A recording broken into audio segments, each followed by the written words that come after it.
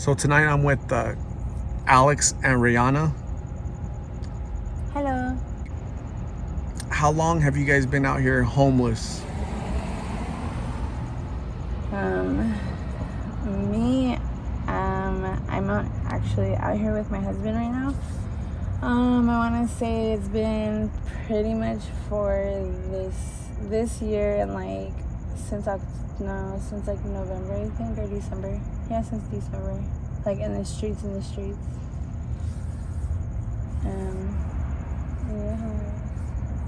And you, Raeana? Not necessarily in the streets, but just from different family members' house. Couch surfing. Basically, just. So if you want to say I'm out here. And are you guys using blues? Yes. How long has that been going on, Alex? It's been going on and off for a little while. I didn't get really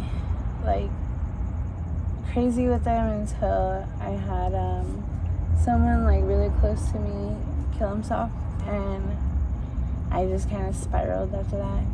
But prior to that, I was actually with one of my exes, and it wasn't until I got with him that I started doing drugs. But I didn't do drugs or nothing prior to blues, but it's been a good minute now.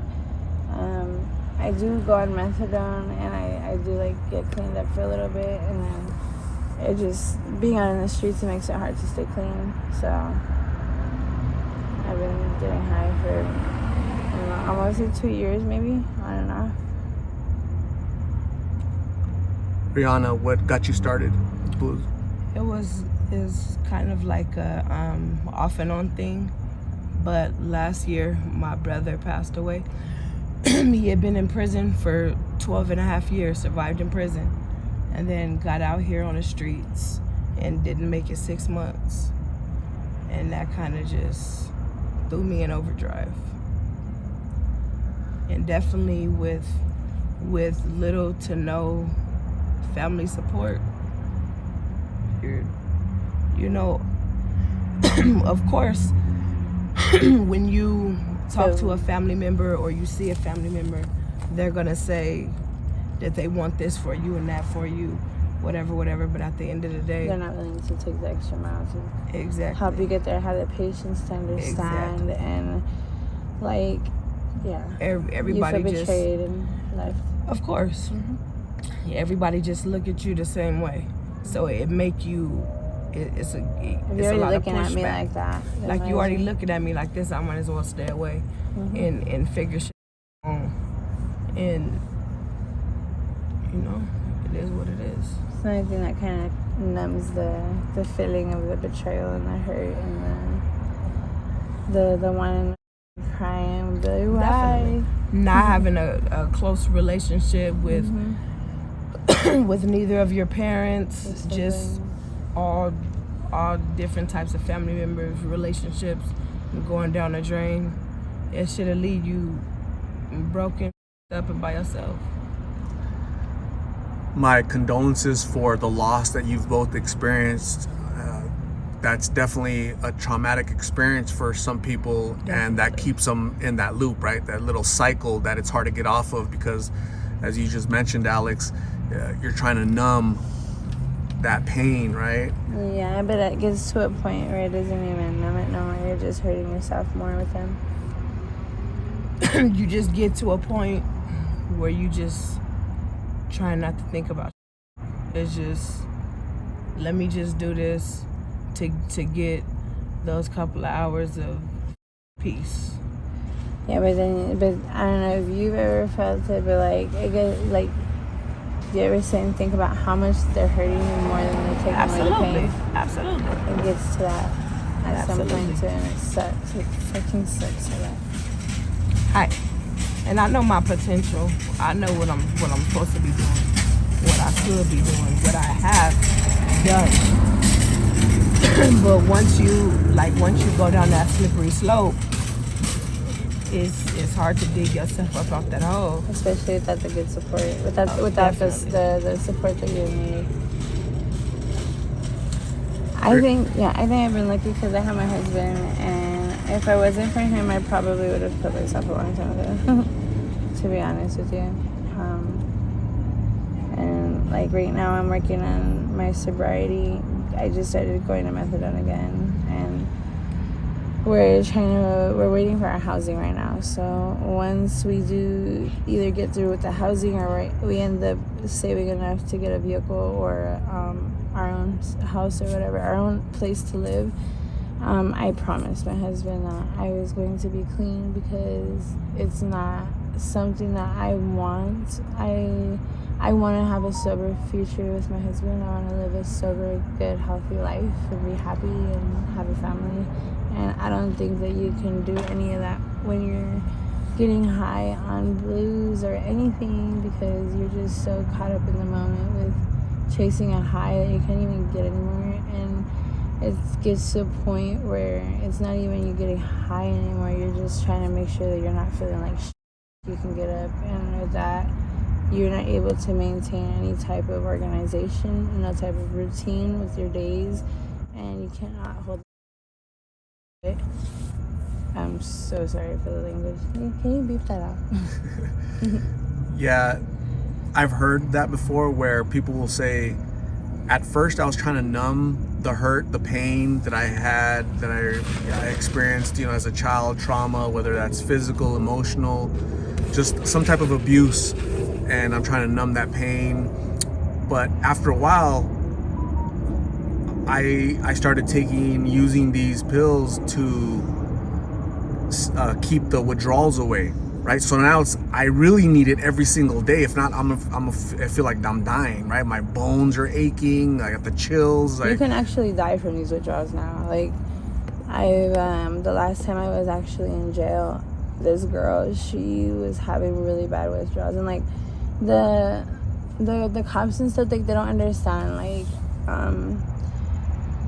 these pills are not the same as heroin or anything else like that. Like, that stuff, I know you can't die from the withdrawals, but these are different. Like, there's people like myself, like, when a while back I used to get them like a lot, and so I was doing like 100 to 200 a day, and that wouldn't even last me a whole day. So there's people out here that are built up so much of a tolerance that they're doing so much more than what the average person, I guess, would be doing. And when we're coming down off these withdrawals, like, nobody really understands a freaking opiate, like, case or whatever. But it's not like I literally saw this girl start seizing up and freaking she just like passed out. She just couldn't breathe, and she died off of her withdrawals. But they ended up getting the freaking paramedics back to her, and they got her back, and then they were giving her methadone, which she had been asking for. But yeah, the blues ain't no joke. They will tear you down, whether it's freaking from your financial situation to your living situation, but your personality and who you are and who you were, and it makes you depressed and isolated, and like, even with the withdrawals, like, you just want to kill yourself. It's horrible. What does the future hold for you? Where do you think you'll be? Where do you want to be in the next 3 to 6 months?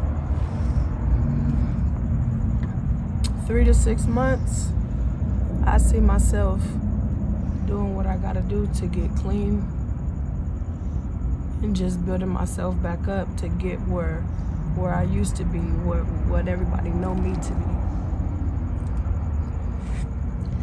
But you need to get to where you know yourself. It's not even necessarily about what everybody knows me to be, or the level everybody know me to be on. It's all about me. I spend too much time worrying about what everybody else was thinking and how everybody else felt about what I was doing, and not even just speaking about drugs, but just giving in to what everybody else want me to do, and the light everybody else see me in, get depressing. Trying to be something you're not. The good thing is that you're strong enough to overcome. I gotta be. You have to. You have no I gotta choice, be. right? Yeah, no choice at all. So don't forget that. So don't forget when you get down and the pressure and expectations. You know what? Do what you need to do for yourself, right? Your family or friends, you're gonna have to wait a little bit while you figure it out for yourself. When I approached you, I explained, the purpose of what I do, prevention through awareness. Definitely. And that kind of touched you a little bit, right? You said it made you feel, it hit different. It made you feel some did. type of way because, prevention through awareness, you can impact somebody's life. You could literally probably save somebody's life by you sharing your message. And that's why I'm doing it. I don't care about who gonna see this or I've just to keep it a buck. When you first walked up, I did. And then when you left for the little 15-20 minutes, I sat here and I thought about it more. If I could stop just one person from touching any drug period, or you see what you gonna get. You watching us go a completely different route, straight up. It's not gonna get you nowhere. You're not gonna win. You can't control it. It's gonna eat you up. Take a different path. And that's for the 13-year-olds, the 14-year-olds, the 15-year-olds, right? Absolutely. That could be you That- in the next 2-3 years, right? Even older people too. Like, Absolutely. Yeah. Anybody. To be honest. Anybody. It just hits harder when it's 13, 14, Yeah. 50 Oh, yeah, people that I've definitely. seen. It's the youth. It's the youth right now that's getting sucked up. Why do you think that is? Why do you think these pills are so popular with the younger folks? Why? Because it's just to be honest, it's in all the music. I was gonna say It's in all the music. I always say that. I feel Every- like that, like, if literally these artists like had like, they have so much impact on everybody's life. And they know that. And they know that, yes. And that's they, why they literally it's glorify fucked up. prostitution. They glorify cheating. They glorify doing drugs I and can getting pull up- high. All kinds of stuff. I can pull up So at everybody least thinks like it's cool 5 or doing 6 things. songs on my phone where Hobson, you listen to Hobson? multi-million-dollar rappers, rich ass rappers, are talking about Percocet and Molly, lean. Like, I popped the blue. And of course, kids is gonna adapt to that. These are all the kids' favorite rappers. Yeah. They want to do what they're hearing. They think that. It's a hypnotizing. I don't know what it's called. It's like a freaking what is it called? Mind control. I don't know. Subliminal messaging. Yeah, They there you say it go. so many times that, especially is young said. impressionable minds, Yeah. they it's believe so- it. They're They- sponges. Yep, they absorb it, right, and they try to live it. But here's the actual real life right here. Anything cool about this? Hell no. Hell no. Hell no. Nope. It ain't the business. That's so I'm gonna say, ladies, thank you very much for talking to me and sharing your story, opening up a little bit. You should be proud of yourselves. Your family should be proud that you had the courage to open up and try to impact one life out there in a positive way, to let them know that this isn't cool. You guys are living it for years, right? You guys have been doing this, and you guys have seen things that other people shouldn't see, right? Man. I lost, like, me and my little sister, we used to be like this. We were close, and like now, like, I don't even want to go around her because every time I go around to her place or whatever, she don't want to leave me by myself, or she'll just like be watching me and stuff, like thinking I'm gonna like steal from her or I'm gonna do some shit. And like, it's messed up how people like literally start to And look that's- at you different, and that's like, the one thing and it bothers. with me and bother Yeah, me the me most too. because I don't give. I'm sorry.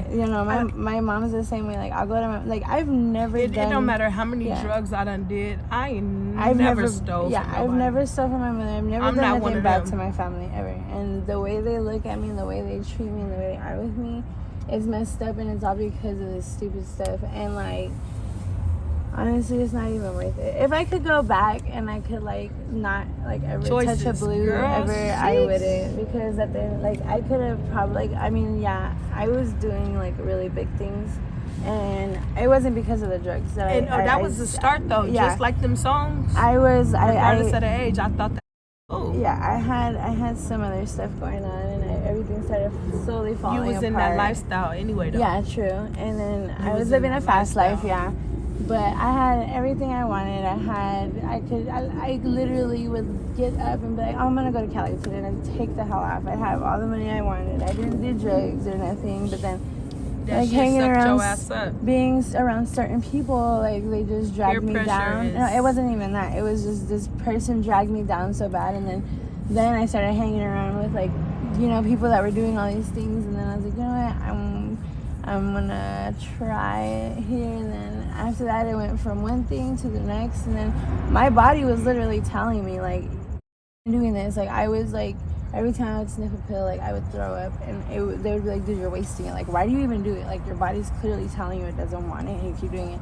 Then it got to the point where like I just like was going through so much stuff, and like I had so much stress, and I was like starting to feel really suicidal. And then I started like there's like a little chemical in your brain that goes off when you do any type of like medication or any type of narcotic or whatever. There's like a little thing that goes off in your brain. It's like a little freaking a little light, and then once it does, your body's like, ooh, I like this, I like the way it feels, and then it goes again. It's just, it's different from when you do. Accustomed to Yeah, it. it's different. It's different from when you smoke weed or when you do anything like that. It's different with these kinds of things. And then like it's just, once your body's dependent, like dude, I can't even sit down on the floor for too long, crisscross applesauce, and my knees bent, because when I'm trying to get up, my freaking legs are hurting so bad.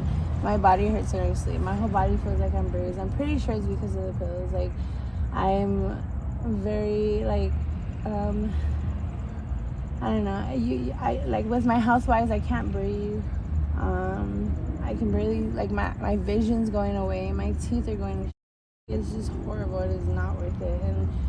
And I really would like if you have a family member that is doing the same thing that we're doing, the blues or whatever it is, the only advice that I would give is don't look at them like they're freaking dirt or they're a piece of nothing, because That's what people don't. That's what at the end of the they don't day, understand. that's still the person that you lived with or you grew up with or whatever, but they're probably in a really dark place, and that's when they need you the most. And when you turn your back on them and you make them feel like you're not going to be there anyways, or like they don't have anything else to fall back on, they're gonna fall back on the blues, they're gonna fall back on the drug, whatever whatever their poison is, that's what they're gonna fall back on. Because at the end of the day, like, we're literally freaking going to like a really not weird, but like everybody that does these, I would like to assume, and I actually do see it, like they're all depressed. Everyone's depressed, everyone's going through something really bad, and you never know if that person's like suicidal or something, or what their mind is going. Like my person that killed himself, like he had just got out of prison that February, and he killed himself that November. And he was doing those blues and a few other things, and I saw him go through such a dramatic change from when he had got out really healthy to when I last saw him, and he just looked so tired and stressed out. He had to go to the hospital many times because he couldn't breathe. He was so congested, he couldn't get up, he couldn't move. And like, he asked for help. He asked his family for help. He asked his he had asked his mom and dad for help. He had told, We're leaving in 2 minutes. Thank you, brother. Appreciate it. He had asked his mother, he had asked his father for help. He had told his brothers. He told a lot of people that he was going through something and that he needed help, and they all turned their back on him because of the things that they knew that he was doing, and they told him to just go to sleep, to just sleep it off, that he was tripping, that he didn't know what he was talking about. And you know, I feel like when he had asked me for help, I was so busy and caught up with my situation that I had going on and being scared of what I had going on at the time or whatever, that I didn't really actually take the time to listen to him and pay attention to what really was going on with him, when I would have been one of the people to actually understand, because I was in the same kind of, you know, state of mind, but like in the same kind of thing, you know what I mean, like with the whole drug situation, and I didn't listen, and I wasn't there the way I should have been, and he ended up killing himself that next morning.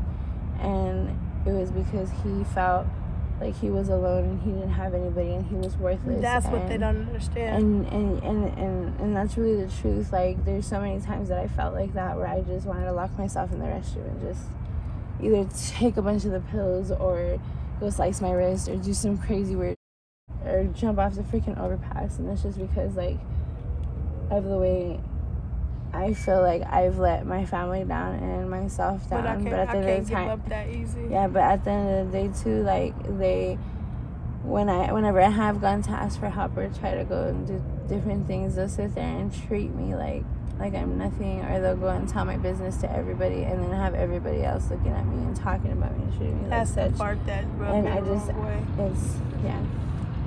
So we need to do a better job of trying to understand people instead of judge people, because we don't know what they're going through. We don't know what they're experiencing in life, right?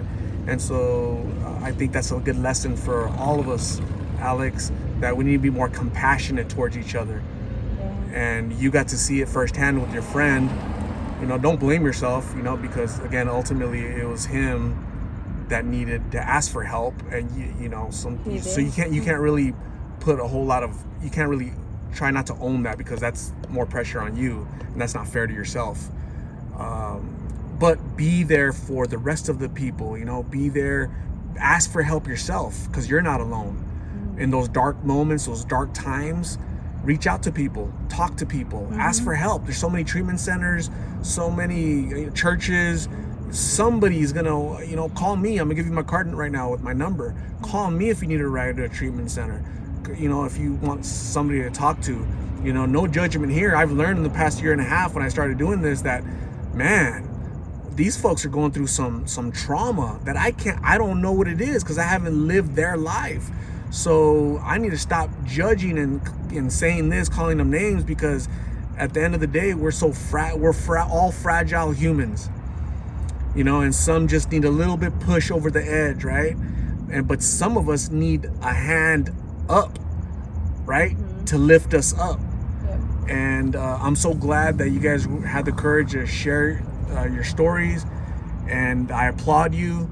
Thank you very much for sharing, because I'm confident that some young person, some older person, whatever, some person out there needed to hear this. I hope so. I hope it could change at least one person's life. Old, young, whatever. Because it really isn't funny. It's not cool.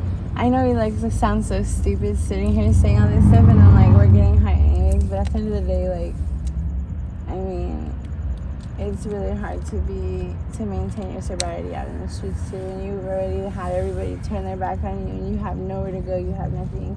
Like, me and my husband went to Cass. We went to the the homeless shelter, and the whole street up and down that road, there's a bunch of tents and people in tents, and I freaking bawled my eyes out. My dude cried, and he was just like, dude, this isn't us. What are we doing here? My man doesn't do opiates or anything like that. He's actually a really good dude, and I feel like I've been actually really lucky to have him in my life and to have him as my support. Right now. Yeah, he's That's at awesome. school right now, trying to make sure that he can get us a better life, and I'm out here waiting for him, not doing anything. Wow. But don't worry. In a little bit, we're going to be doing another interview, and I guarantee you. Yeah, no, I we bet were my actually life looking on it, for I'm work gonna be before in you a whole came here. different- We were filling out guarantee you. applications. There's time for redemption. There's time to create a new chapter in your life, right? Your book isn't written yet. We're not anywhere near at the end. Okay, Oh, it's so already wrote, but we just, it's everybody's book is already wrote, but how are you going to get to the end of that book? That's our choice. absolutely, There's so many different roads to take. absolutely. But your story is already wrote for you, though. But Okay. it's just how you going to get to the end, whether it's going to be good or bad. So, ladies, I'm gonna say thank you very much. Here's my card for each of you. Thank you. Please call me if you need a ride, if you need to talk to somebody. There's my number, or even an update, right? Whether that's a month from now, that's 6 months, a year. People call me all the time and say, "Hey, I'm in treatment. Hey, I'm feeling better." I don't want to do an interview, but just know that I'm doing better. And talking to you made me feel better. My family reached out to me because of your video. People were, were happy, proud of me that I was able to share the story. So thank you guys very much. I'm gonna hand you some little some baggies. Those are like little snack packs. What you got in here, break? Packed it too. Little snack packs from one of my subscribers, a friend of mine. Her name is Laura. Thank you, Laura. Laura, Yep. we appreciate you, Laura. Yep. And so there's like, water, juice, just snacks for you guys, okay? Because you guys still have to eat, right? So stay safe out here. It's really dangerous. But again, we'll talk soon, okay? We Thank definitely you. will. Thank you. I appreciate you. For sure, God for bless. sure. Appreciate you. All right. Bye.